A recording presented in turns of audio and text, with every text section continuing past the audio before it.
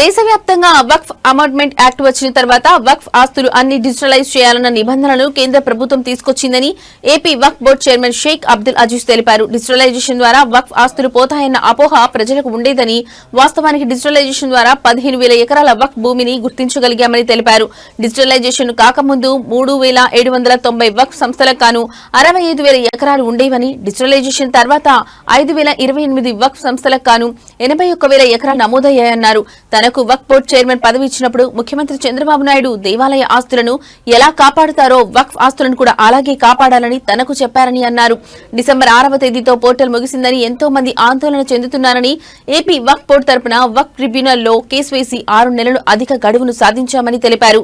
నేటి నుండి పోర్టల్ తిరిగి ప్రారంభమైందని, సెల్ఫ్ స్టైల్ కమిటీలతో నడుస్తున్న సంస్థలని వక్ఫ్ బోర్డులో నమోదు చేసుకోవాలని పిలుపునిచ్చారు.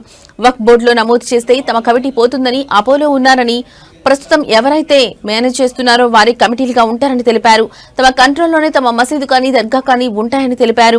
భారతదేశంలో ప్రస్తుతం ఒక వ్యక్తికి ఆధార్ కార్డు ఎంత ముఖ్యమో వక్ఫ్ ఆస్తులను కూడా డిజిటలైజ్ చేయడం అంతే ముఖ్యమని అన్నారు. ముఖ్యమంత్రి చంద్రబాబు నాయుడు సారథ్యంలో ప్రతి అంగుళం భూమిని కాపాడాలన్న సంకల్పంతో ముందుకు వెళ్తున్నామని, ఎవరైతే ఇప్పటి వరకు పోర్టల్లో నమోదు చేయలేదో వారు నమోదు చేసుకోవాలని పిలుపునిచ్చారు.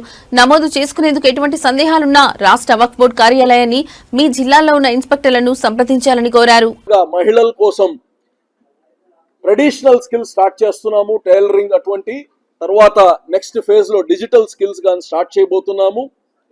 అదేవిధంగా బారాషాహిద్ దర్గా నెల్లూరు రొట్టెల పండగ ఏదైతే ఉందో అక్కడ గాని మంత్రి నారాయణ గారి సహకారంతో, అలాగనే ఇక్కడ రూరల్ ఎమ్మెల్యే శ్రీధర్ రెడ్డి గారి సహకారంతో, అలాగనే మా మైనార్టీ మినిస్టర్ ఫారూక్ గారి సహకారంతో, చంద్రబాబు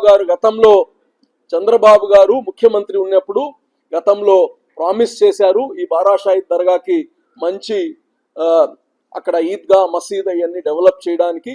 అది ఆల్మోస్ట్ ఫైనల్ స్టేజ్కి వచ్చేసింది.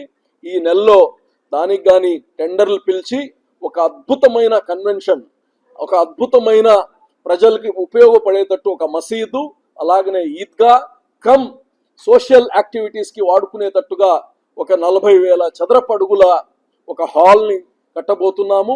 రొట్టెల పండగప్పుడు ప్రజలు దాన్ని ఉపయోగించుకునేటట్టు, రొట్టెల పండగ కానప్పుడు దాన్ని వేరే యాక్టివిటీస్కి, సమాజానికి పనికొచ్చే యాక్టివిటీస్ కానీ వాడి దాన్ని ప్రజలకు పనికొచ్చేది. అది కానీ 5 కోట్లు అనుకున్నాము, ఇప్పుడు అది దాదాపు 15 కోట్లు అవుతుంది. అది అయినా ముఖ్యమంత్రి గారిని మళ్ళా రిక్వెస్ట్ చేసి కావాల్సిన నిధులు తెచ్చి దాన్ని ఈ నెల అంటే జనవరి నెలలో అది కానీ టెండర్కి పిలవడం జరుగుతుందని కానీ తెలియచేస్తున్నా. నెల్లూరులో చాలా మంది ఇంకా ఏమి స్టార్ట్ చేయలేదన్నారు.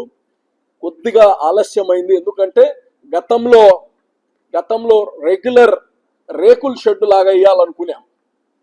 రేకుల షెడ్ కాదు, దాన్ని కంప్లీట్గా ఆర్సీసీ స్లాబ్తో చేయాలి, 10 కాలాల పాటు ఉండాలి అని చెప్పి 5 కోట్లతో పూర్తి చేయాలనుకున్నాం ఆ రోజు.